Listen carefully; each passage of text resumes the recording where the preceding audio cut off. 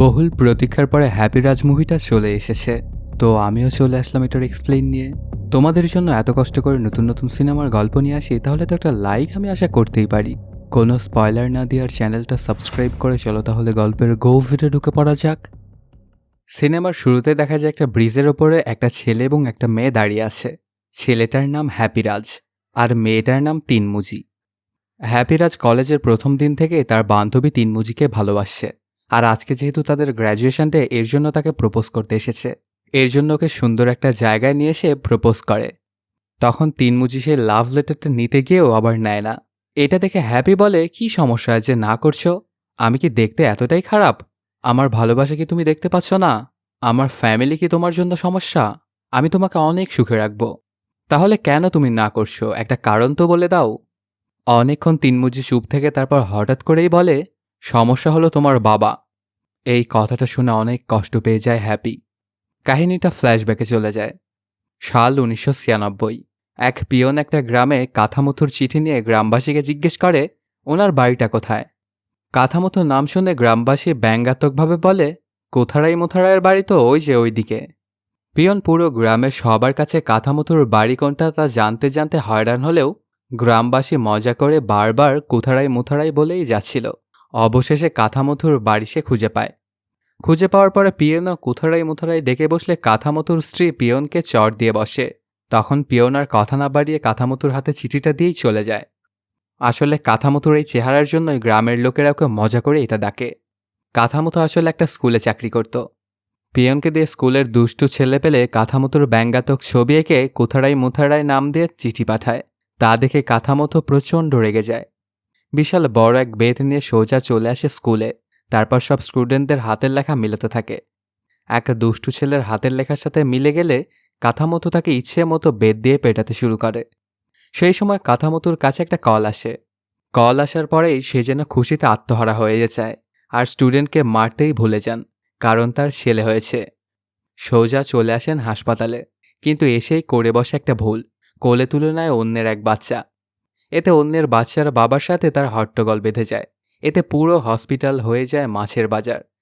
একটু পরে নার্স এসে দুই পক্ষের চিৎকার থামালে কাথামুথু আসে তার ছেলের কাছে। ছেলেকে দেখে যেন তার আনন্দের আর কোনো সীমা থাকে না। ছেলেকে কোলে তুলে নিয়ে মাথা একটা চুমু দেয়। বাড়ি নিয়ে আসার পরে ছেলের নাম দেওয়া হয় আনন্দরাজ, কিন্তু ডাকে হ্যাপি বলে। কাথামুথু সারাক্ষণ ছোট্ট হ্যাপিকে সাথেই রাখত। বাপ ছেলের মধ্যে সুন্দর একটা সম্পর্ক তৈরি হয়। হ্যাপি স্কুলের প্রথম দিনেই হ্যাপি নামের কারণে স্কুল শিক্ষকের কাছে অপমানিত হয়। শিক্ষক হ্যাপির নাম নিয়ে করে ব্যঙ্গ। সেই সাথে ট্যাগ দিয়ে দেয় জুনিয়র কুথারাই মুথারাই। এটা শুনে ক্লাসের সবাই হাসাহাসি শুরু করে। সবাই ডাকতেও থাকে জুনিয়র কুথারাই মুথারাই নামে। এর মধ্যেই একটা মেয়ে ক্লাসে ঢুকলে হ্যাপি যেন তার দিক থেকে চোখ সরাতেই পারছিল না। মেয়েটি সবচেয়ে বেশি আবার পছন্দ করত কিটক্যাট চকলেট। হ্যাপি তাই তার বার্থডের দিনে সেই চকলেট বাবার থেকে চেয়ে বসে, কিন্তু ওর বাবা ওকে কিনে দেয় এক প্যাকেট লজেন্স। সেই চকলেটটা হ্যাপি পরবর্তী ক্লাসে সেই মেয়েটিকে নিয়ে গিয়ে দেয়। এতে সেই মেয়েটি হ্যাপির সাথে থেকে বন্ধুত্ব নষ্ট করে ফেলে। এরপর থেকেই শুরু হয়ে যায় হ্যাপির ছ্যাঁকা খাওয়া। কাহিনীটা আবারও প্রেজেন্ট টাইমে চলে আসে, যখন হ্যাপি প্রপোজ করছিল। তিনমুজি কুথারাই মুথারাই নামটা উল্লেখ করে হেসে বলতে থাকে, তুমি দেখতে অনেক সুন্দর এবং ইনোসেন্ট, যে কেউই তোমার প্রেমে পড়ে যাবে। আমি এটা ভেবে অনেক খুশি যে তুমি আমাকে পছন্দ করেছো, কিন্তু আমি তোমাকে ভালোবাসতে পারবো না, কারণ বিয়ে করে আমি আমার নামের পাশে কুথারাই মুথারাই ট্যাগটা কখনোই বসাতে চাই না। আর আমার কাছেও তোমার বাবাকে কুথারাই মুথারাই মনে হয়। সাথে তিনমুজি আরও বলতে থাকে, তুমি চাইলে কিন্তু আমরা পালিয়ে বিয়ে করতে পারি। এই কথাটা শুনে আবার হ্যাপি খানিকটা খুশি হয়। তবে আসলে তিনমুজি ওর সঙ্গে মজা করছিল, কারণ সে জানে হ্যাপি এই কথা শুনে এমনিতেই রাজি হবে, তাই মজা নিচ্ছিল ওর সাথে। এটা বুঝতে পারার পরে হ্যাপি প্রচণ্ড রেগে যায় ওর ওপর, আর নদীর মধ্যে তিনমুজির সাইকেলটা ফেলে দেয়। তারপর সেখান থেকে প্রত্যান করে হ্যাপি। হ্যাপির সাথে এই ঘটনাটা ঘটার পরে অনেক কষ্ট পেয়ে সে চলে আসে একটা বারে। সেখানে মন খারাপ করে থাকলে ওর এক বন্ধু চলে আসে এবং কি হয়েছে এটা জানতে চায়। তখন হ্যাপি বলে, সমস্যাটা হচ্ছে আমার বাবা। স্কুলে বাবা আমাকে সাথে নিয়ে যাচ্ছিল ঠিকই, কিন্তু অন্য বাবারা ছিল বিশাল দেহি লম্বা চওড়া, যাদেরকে দেখে আমি ভয় পেতাম। শুধু তাই নয়, বাবা স্কুল জীবনে আমার অনেক প্রেম নষ্ট করেছে। আর আজকে তিনমুজিও আমাকে রিজেক্ট করছে শুধুমাত্র বাবার জন্য। তখন ওর বন্ধু বলতে থাকে, এগুলো বাদ দিয়ে তুই ব্যবসা কর, আর টাকাটা তোর বাপের থেকে নে। কিন্তু হ্যাপির বাবা তোকে একটা পয়সাও দিতে রাজি হয় না, কারণ এর আগে ওর বাবার থেকে একবার ব্যবসা করার জন্য টাকা চেয়েছিল হ্যাপি। তখন বাবা ওকে অনেক কথা শুনে ওর হাতে ছেঁড়া 100 টাকার নোট ধরিয়ে দিয়েছিল। এই কথাগুলো শুনে ওর বন্ধু বলতে থাকে, এই শহরে তো তোকে এবং তোর বাবাকে নিয়ে অনেকেই অনেক কথা বলে, তো এই শহরে তোর প্রেম কোনোভাবেই সম্ভব নয়, তাই তুই অন্য একটা শহরে চলে যা। তাই হ্যাপিও ঠিক করে সে অন্য একটা শহরে চলে যাবে এবং সেখানেই প্রেম করবে। রাতে হ্যাপি স্বপ্নে খুঁজতে থাকে তার প্রিয়জনকে, কিন্তু স্বপ্নেও হাজির হয় তার বাবা। আর সকালবেলা ঘুম ভাঙে ওর বাবাকে দেখে। বাবা হ্যাপির হাতে সকাল সকাল ধরিয়ে দেয় বেঙ্গালুরুর একটা আইটি কোম্পানির অ্যাপয়েন্টমেন্ট লেটার, যা দেখে হ্যাপি খুবই খুশি হয়ে যায়। বেঙ্গালুরু যাওয়ার দিন মা বাড়ির 1000টা খাবার ব্যাগে ভরিয়ে দেয়, যা দেখে হ্যাপি নিতে না চাইলে বাবা জোর করে হ্যাপিকে সেটা নেওয়ায়। স্টেশনে হ্যাপিকে এগিয়ে দেওয়া পর্যন্ত বন্ধু পরামর্শ দেয়, বেঙ্গালুরুতে গিয়ে কোনো বাছবিচার করবি না, যাকে পাবি প্রথম প্রথম তাকেই প্রপোজ করবি। এবার বিরক্তির এক ট্রেন জার্নির মধ্য দিয়ে হ্যাপি পৌঁছে বেঙ্গালুরুতে, কিন্তু সেখানেও পড়তে হয় বিড়ম্বনায়। হ্যাপির কাছে অনেকগুলো ব্যাগ দেখে ওকে পিক করতে আসা বসকি ভেবে নেয় যে হয়তোবা ব্যাগ ব্যবসায়ী হ্যাপি, কিন্তু পরে ওর ভুলটা ভাঙে। সে যে কোম্পানিতে চাকরি করে ওই একই কোম্পানিতে জব হয়েছিল হ্যাপির, আর হ্যাপি আর সে একই ফ্ল্যাটেই থাকবে, এর জন্য ওকে পিক করতে এসেছিল। আসলে বসকি ইউটিউবে পার্ট টাইম ভিডিও বানাতো ডক্টর সম্পর্কে। পথের মধ্যে এটা দেখে হ্যাপি হয়ে যেতে চায় বসকির অ্যাসিস্ট্যান্ট। বসকেও জানিয়ে দেয় সমস্যা নেই, সিবিটা পাঠিয়ে দিও। হ্যাপি বেঙ্গালুরুতে এসে তো সবকিছু এনজয় করছিল, সবকিছুর ছবি তুলে সোশ্যাল মিডিয়াতে পোস্ট করছিল হ্যাপি। অফিসে জয়েন করার কয়েকদিনের মাথাতেই একের পর এক কলিগকে প্রেমের প্রস্তাব দেয় হ্যাপি, কিন্তু প্রত্যেকেই তাকে প্রত্যাখ্যান করে। একদিন একটা মিটিংয়ে তাদের এক বসের বদলে অন্য একজন বস আসে। মেয়েটার নাম কাব্যিয়া। এই কাব্যিয়াকে প্রথমবার দেখেই ওর প্রেমে পড়ে যায় হ্যাপি। একেই হয়তোবা হ্যাপি এতদিন ধরে খুঁজে আসতেছিল। কিন্তু ওর পাশে বসে থাকা বসকে ওকে বলতে থাকে, তোমার স্যালারি হচ্ছে 25,000 আর কাব্যিয়া ম্যামের 25 লাখ, এর জন্য তোমাদের মধ্যে কোনোভাবেই সম্ভব নয়।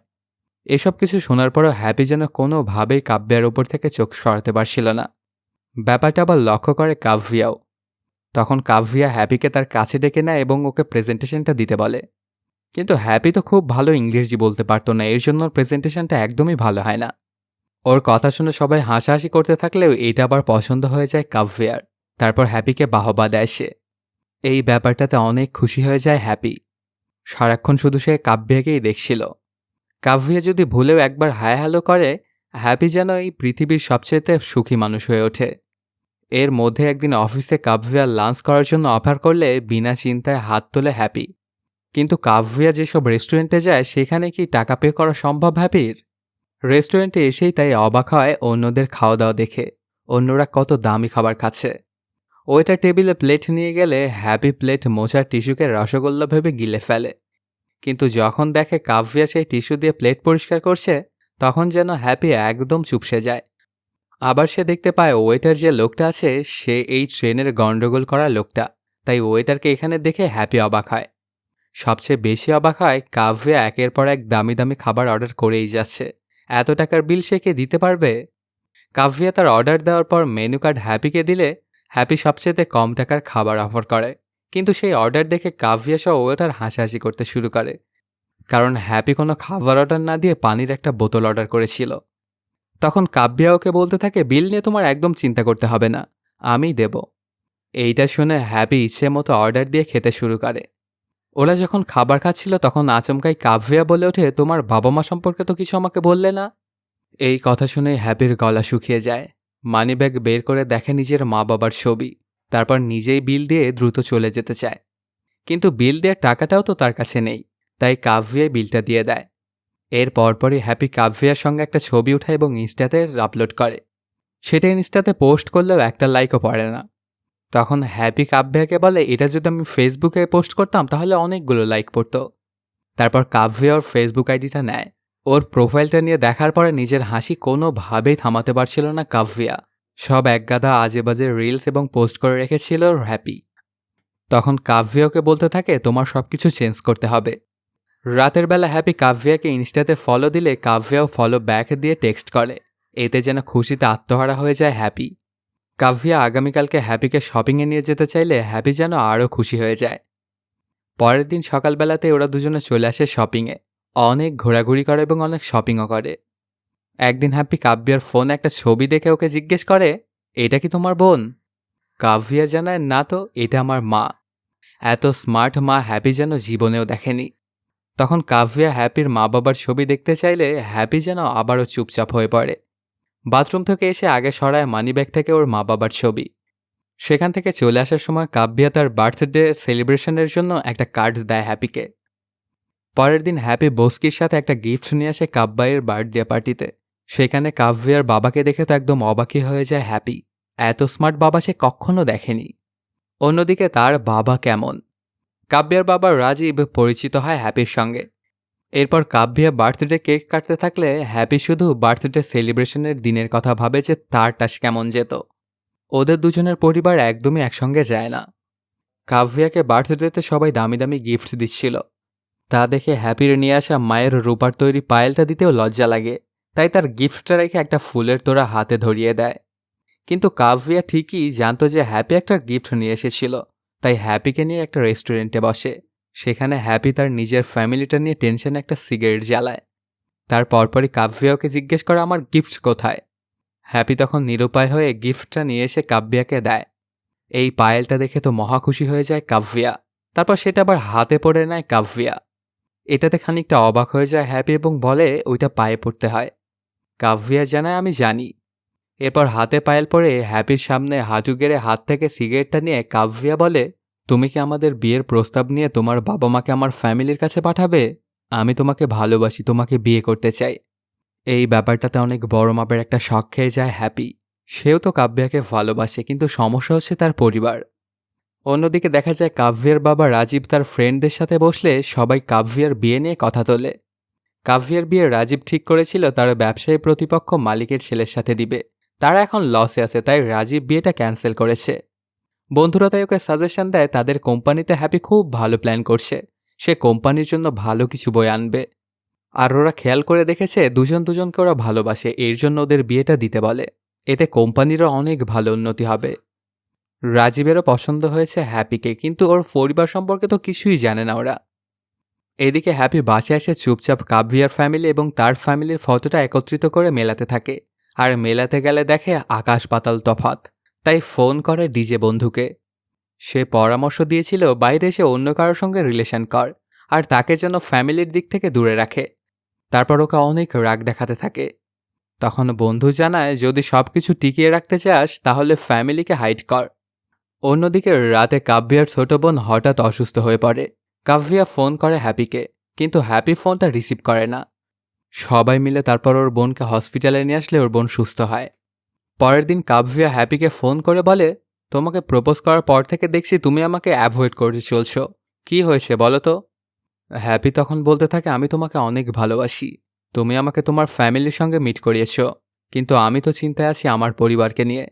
আমার পরিবার এবং তোমার পরিবারের মধ্যে প্রচুর পার্থক্য। কাব্যাকে হ্যাপি তার বাবা মার ছবি সেন্ড করে নিজেই তা যাচাই করতে বলে। হ্যাপির বাবা মার ছবিটা দেখে অনেক বড় মাপের শক খেয়ে যায় কাব্যাও। এরপর বেশ কয়েকটা টেক্সট করে কাব্যা, কিন্তু একটাও সিন করে না হ্যাপি। তাই কাব্যা ফোন করে বলে, এরকম ফ্যামিলির সঙ্গে থাকা সম্ভব নয়, আমি তোমাকে অ্যাকসেপ্ট করতে পারবো না। আমার ফ্যামিলির সঙ্গে মিট করার আগে কেন তুমি তোমার নিজের ফ্যামিলি সম্পর্কে চিন্তা করনি? হ্যাপি বলে, ভালোবাসা রক্ষা করার জন্য আর বলতে পারিনি, কিন্তু তোমার যখন আমার ফ্যামিলিকে পছন্দই হয়নি তাহলে কেন ফোন করলে?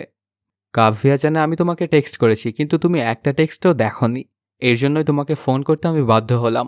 আর হ্যাঁ, আর কখনো আমার সঙ্গে যোগাযোগ করার চেষ্টা করবে না। এইটা বলেই ফোনটা রেখে দেয় কাব্যা। এইসব কথাগুলো শুনে প্রচণ্ড কষ্ট পেয়ে যায় হ্যাপি। তারপর কাব্যার ভয়েস টেক্সটটা অন করে আর শুনতে পায় তার ফ্যামিলিকে কাব্যার খুবই পছন্দ হয়েছে, স্পেশালি তার বাবাকে। এটা শুনে হ্যাপি যেন খুশিতে আত্মহারা হয়ে যায়। অবশেষে কোনো মেয়ের তার ফ্যামিলি এমনকি তার বাবাকেও পছন্দ হয়েছে। তাৎক্ষণিক কাব্যাকে ফোন করলে কাব্যা বলে, আমার অভিনয় কেমন লাগলো? একদম ভয় পেয়ে গিয়েছিলে মনে হয়। কিন্তু তারপরেও হ্যাপির মনে সংশয় থেকেই যায়, তাই বলে, তোমার তো পছন্দ হয়েছে, কিন্তু তোমার ফ্যামিলি যদি পছন্দ না হয় তুমি এখনই তাদের ছবিটা দেখাও, আমি লাইনেই থাকব।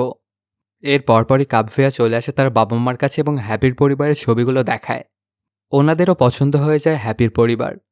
এমনকি সামনে তাদের বিবাহবার্ষিকীতে হ্যাপির ফ্যামিলিকে আসতেও বলে। এইটা শুনে হ্যাপি যেন খুশি হয়ে যায়, এদিক থেকে সবকিছুই ঠিকঠাক হয়ে গেছে।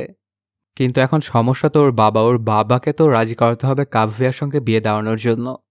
এর জন্য হ্যাপি পরদিনই চলে আসে ওর গ্রামের বাড়িতে, আর মাকে সাথে নিয়ে ওর বাবাকে কাব্যার ছবিটা দেখায়। আমরা দুজনকে খুবই ভালোবাসি, তো যদি কাব্যার পরিবারের সঙ্গে আপনি একটু দেখা করতেন তাহলে খুবই ভালো হতো। বাবা প্রথমে রাজি হয় না, তবে পরবর্তীতে রাজি হয়ে যায়। হ্যাপি ওর বাবা মার জন্য ট্রেনের 2টা টিকিট কেটেছিল, সেটা ওর বাবা মাকে দেয়। তখন বাবা বলে, মাত্র 2টা টিকিট কেন? হ্যাপি তখন বলে, তোমরা শুধু 2জনই আসবা, ওরা অনেক স্ট্যান্ডার্ড ফ্যামিলি। হ্যাপির এই কথা শুনে বাবা আবারও না করে দেয়। এরপরই চলে আসে কাব্যের বাবা মার 25তম অ্যানিভার্সারির দিন। সেখানে অনেক মানুষকে দাওয়াত করা হয়েছিল। যার সাথে আগে কাব্যের বিয়ে দেওয়ার কথা ছিল তারাও সেখানে এসেছিল। এদিকে হ্যাপি সারাক্ষণই চিন্তা করতে থাকে যে কেন তার বাবা মা এখন এসে পৌঁছালো না, ফোন করেও পাচ্ছিল না। তাই নিজে স্টেশনে যেতে চাইলে বসকি জানায়, আমি ব্যাপারটা দেখছি। এদিকে রাজীব সবার উদ্দেশ্যে বলে, আজকে একটা সারপ্রাইজ অপেক্ষা করছে। অন্যদিকে হ্যাপির বাবা এক বাস নিয়ে এর মধ্যে উপস্থিত হয় বাসার সামনে।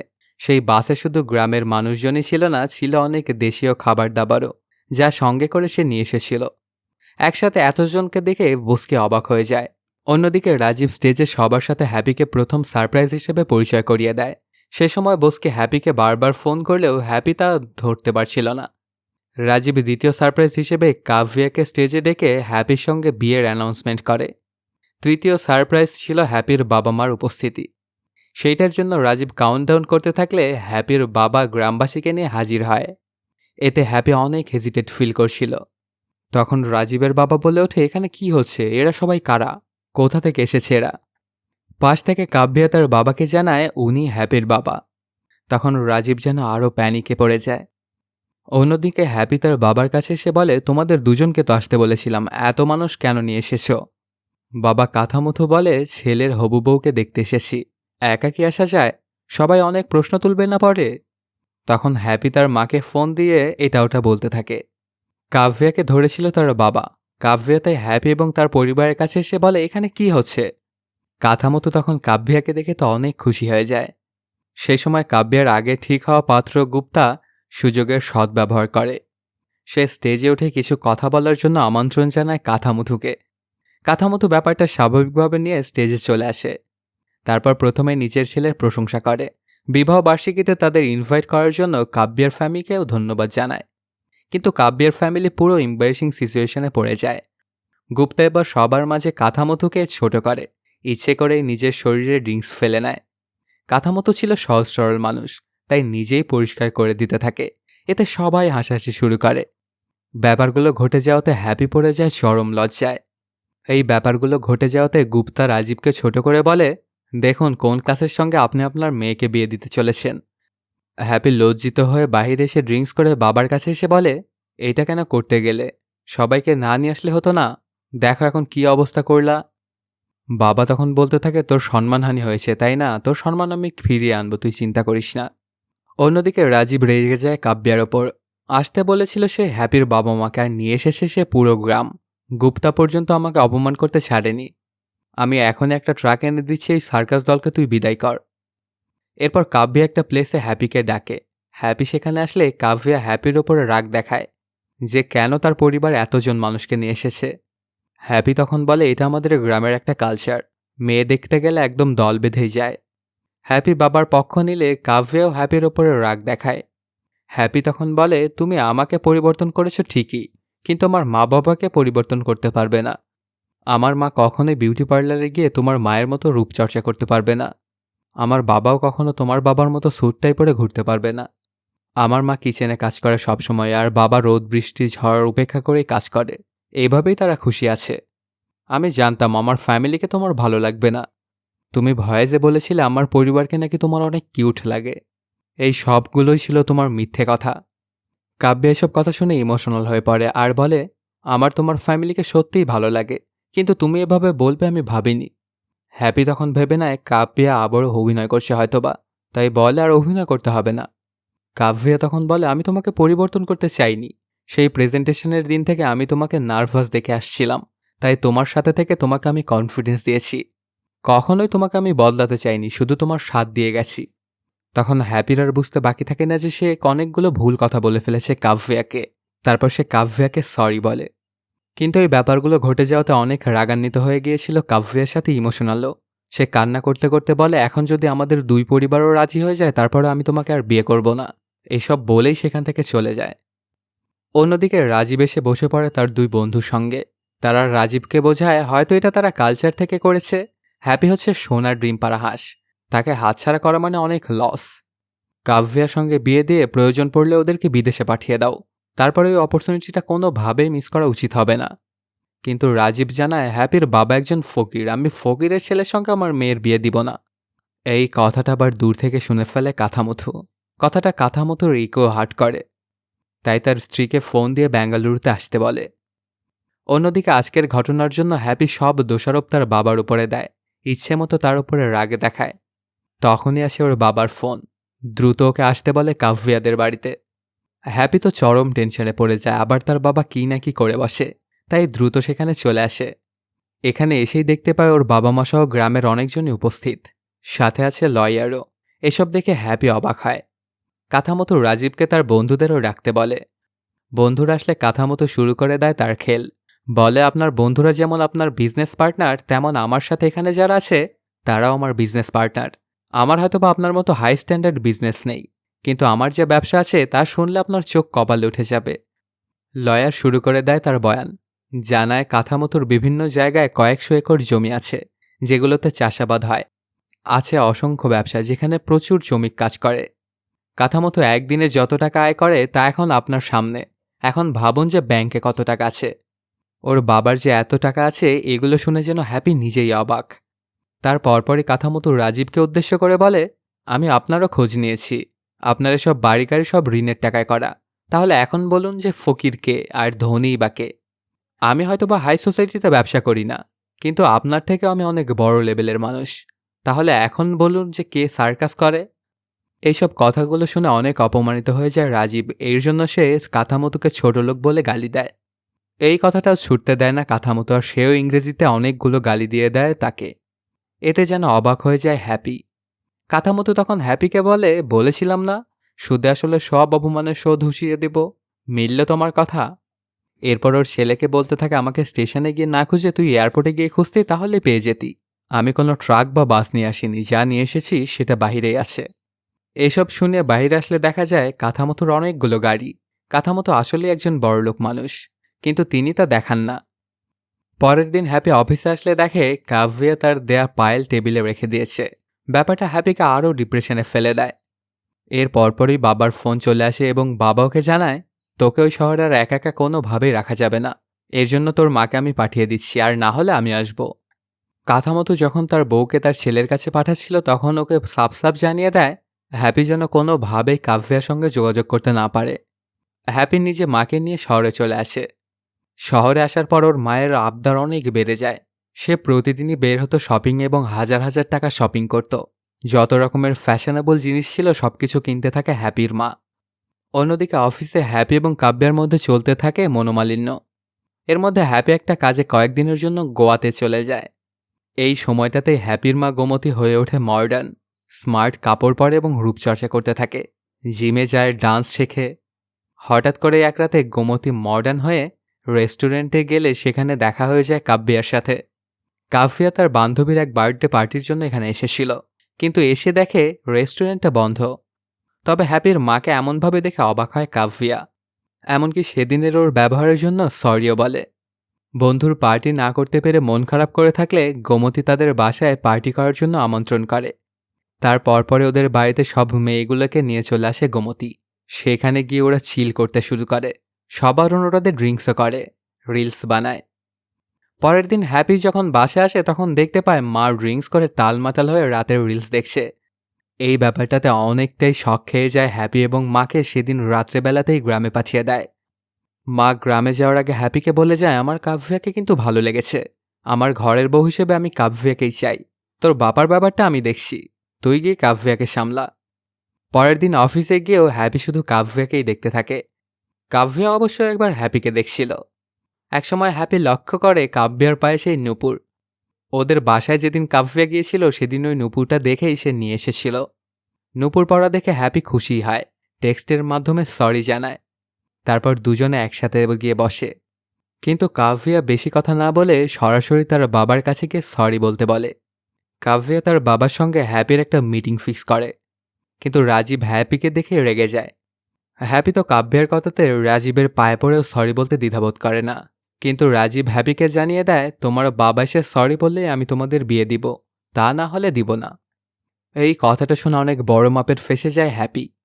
মাকে ভিডিও কলে ব্যাপারটা জানালে মা গ্রামে আসতে বলে, বাকিটা সে দেখবে বলে জানায়। পরের দিনে হ্যাপি চলে আসে বাবার কাছে।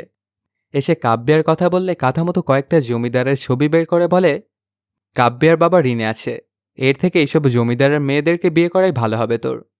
আর যদি তুই কাব্যাকে বিয়ে করতেই চাস তাহলে ওর বাবাকে গিয়ে বলিস, এই জমিদাররা যত টাকা যৌতুক দিতে চাইছে তার থেকে 1 টাকা হলেও তাকে বেশি দিতে হবে। এইটাও না পারলে আমার কাছে এসে যেন সরি বলে।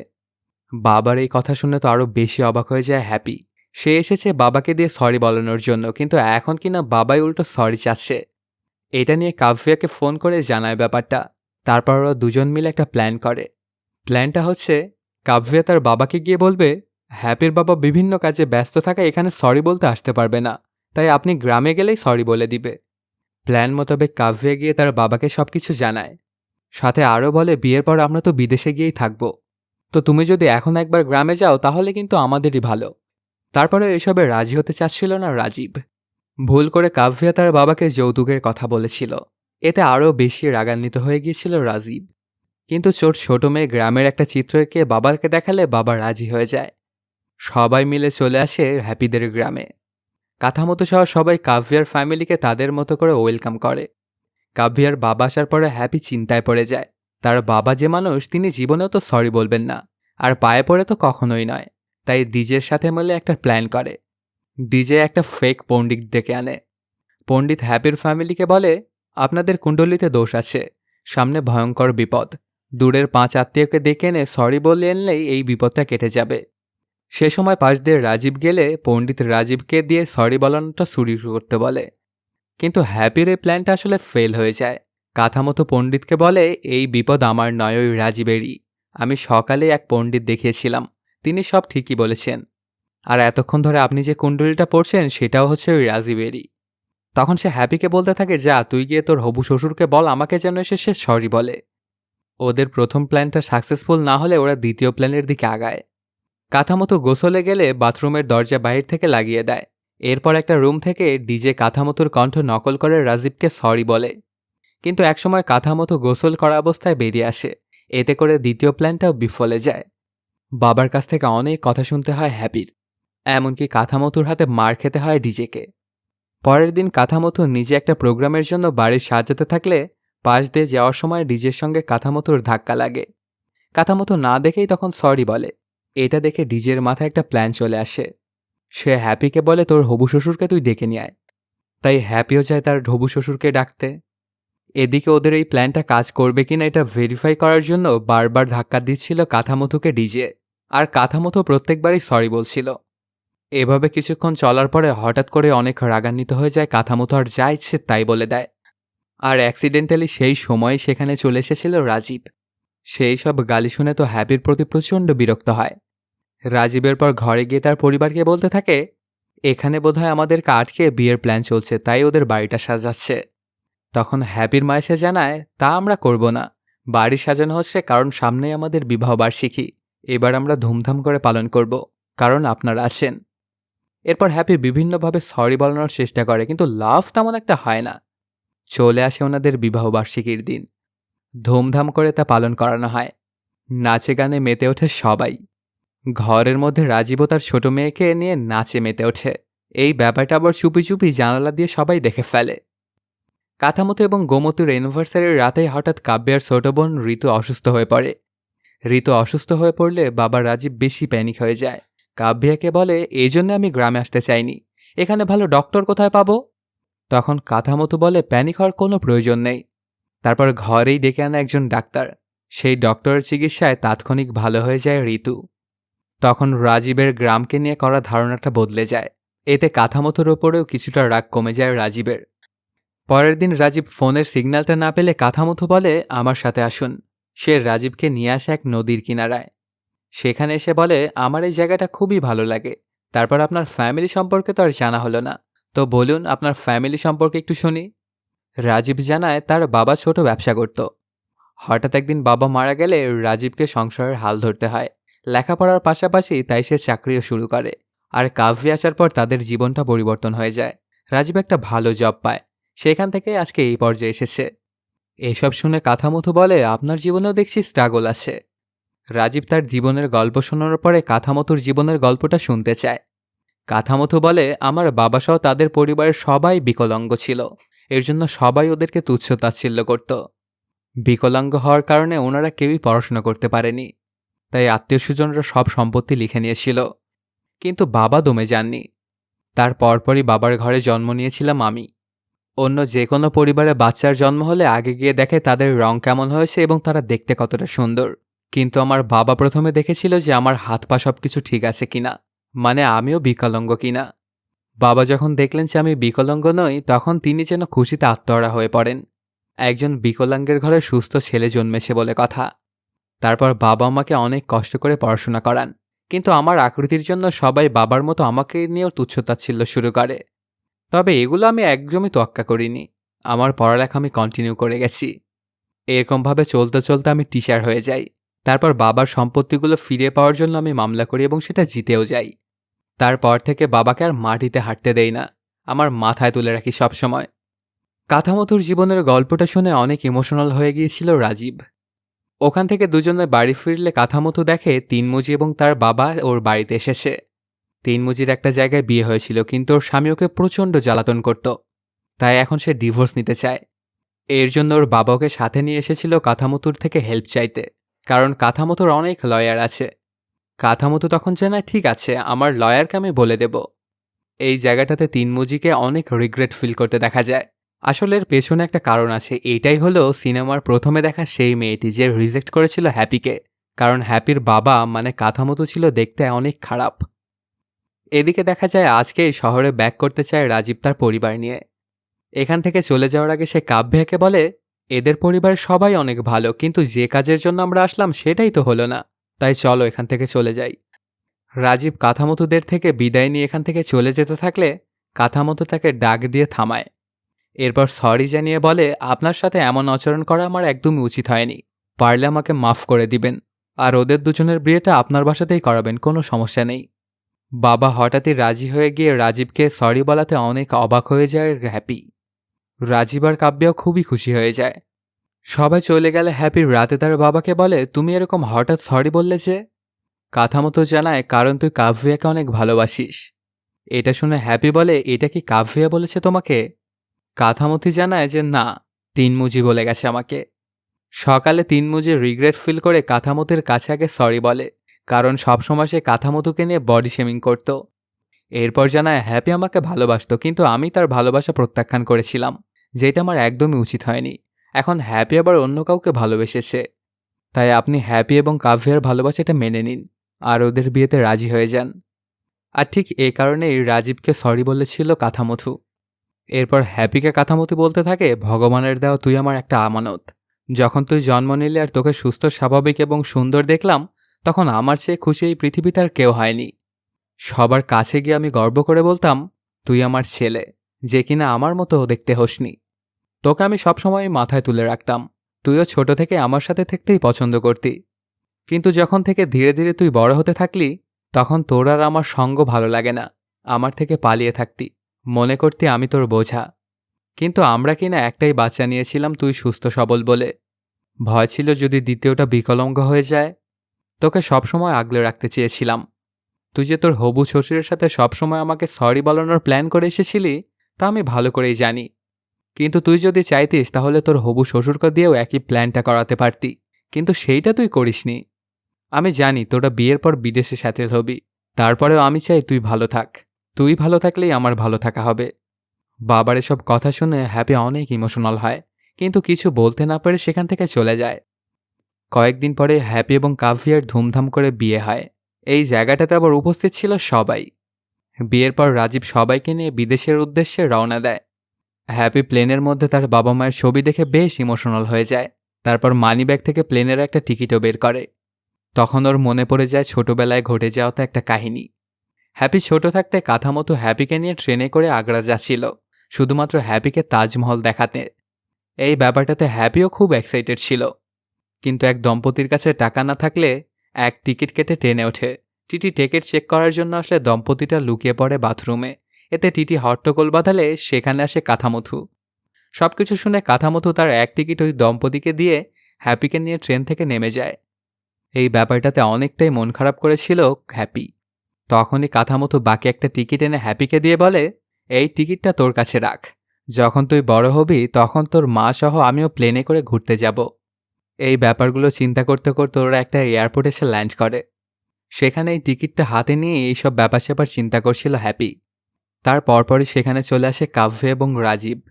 দেখতে পায় হ্যাপি ওই টিকিটটা হাতে নিয়ে কান্না করছে। তখন কাব্যা বলে, তুমি কিনা সামান্য একটা টিকিটের জন্য কান্না করছো? হ্যাপি কিছু না বলে চুপচাপ বসে থাকে।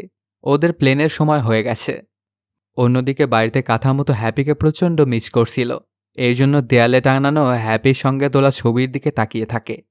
একটু পরেই রাজীব সহ সবাই চলে আসে কাথামতুর কাছে। তারা বিদেশে না গিয়ে এখানে এসেছিল। এটার পেছনে অবশ্য একটা কাহিনী আছে। রাজীব এসেই কাথামতুকে হাত জোর করে সরি বলে, এমনকি ওর পায়েও পড়ে। এরপর রাজীব 2টা ট্রেনের টিকিট কাথামতুকে দেখায়। সেদিন ট্রেনে রাজীব এবং তার বউ ফিরছিল। রাজীব একটা জব ইন্টারভিউয়ের জন্য শহরে যাচ্ছিল। সে সময় ওর বউ ছিল প্রেগনেন্ট।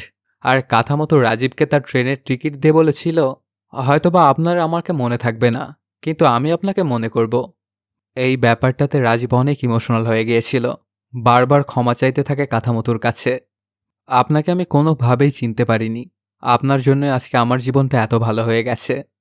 মুহূর্তের মধ্যেই সেখানে সবাই ইমোশনাল হয়ে যায়। কাথামুথুও তখন রাজীবকে আলিঙ্গন করে সান্ত্বনা দেয়। ওরা কেউই আর বিদেশ যাবে না, আর এখানেই এখন থেকে থাকবে। ব্যাপারগুলোতে অনেক ইমোশনাল হয়ে গিয়েছিল হ্যাপি। এরপর সে চলে আসে সিনেমার প্রথমে দেখানো সেই সুন্দর জায়গাটাতে। যে বাবা ছোট থেকে সবসময় ওকে আগলে রাখত, সেই বাবাকে বড় হওয়ার পর কিনা সে পাত্তাই দেয় নাই। এর থেকে বড় আফসোস আর কিছুই হতে পারে না একটা ছেলের জীবনে। একটু পর কাথামতো সেখানে চলে আসে। কোনো কথা না বলেই গিয়ে হ্যাপির কাঁধের ওপরে হাত রাখে। হ্যাপি তখন বলে, আমি তোমাকে 3টা শব্দ বলতে চাই বাবা, আমি তোমাকে ভালোবাসি। আর এর মাধ্যমেই শেষ হয়ে যায় সিনেমাটি। তো বন্ধুরা, কেমন লাগলো আজকের এই এক্সপ্লেইনটি জানাতে কমেন্ট করো। আর যদি এখনও চ্যানেলটা সাবস্ক্রাইব না করে থাকো তাড়াতাড়ি সাবস্ক্রাইব করে নাও। দেখা হচ্ছে নতুন কোনো ভিডিওতে। Till then, সায়োনারা।